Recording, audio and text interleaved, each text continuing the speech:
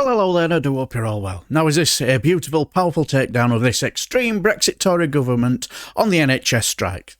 Well, let's watch SNP Spokesperson Steven Bonnar, I think, explain how a government should interact with people who are threatening to take strike action to a Tory lackey, Will Quince. Thank you very much, Mr Speaker. Scotland's First Minister has managed in one day to do what the Tory Government could not. Agree with the nursing unions to call off planned strikes for this month. These NHS workers are the backbone of these countries. If they don't work, the country doesn't work. And if the country isn't working, it's broken. Britain is broken, isn't it?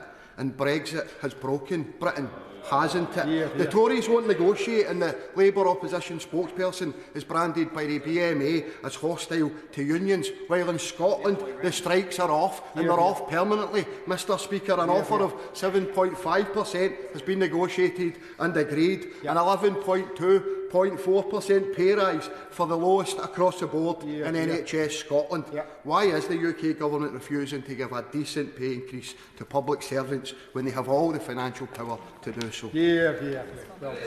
Well, Mr Speaker, I thank the honourable gentleman for his question. My understanding is industrial action in Scotland has been suspended, not cancelled, as the honourable gentleman suggested, but they have made a considerably higher offer, partly because a politician has got involved in pay negotiations, directly in contrast to the independent pay review body. And it'll be interesting to see if the First Minister of Scotland is going to do this every single year and go against the recommendations of their pay review body. Perhaps the honourable gentleman would like to confirm, I appreciate you can't do it now, Mr Speaker, whether they've also looked at things like leave, working times. And I think it's important to stress one thing, Mr Speaker, that for every 1% increase on the agenda to change workforce, that equates to around £750 million. That is £750 million that will come out of the NHS budget that we won't be able to spend on things like tackling the elective backlog, which is so important to people up in the country.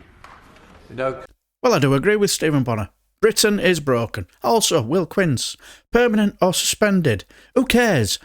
Nicola Sturgeon has done in one day what you guys have had no intentions of doing, and so stick that up your pipe and smoke it. And the rest of his drivel, well, let's just say it was just that one, utter drivel. But anyway, let me know what you guys think down below. And until the next time, I shall bid you farewell and take care, my friends.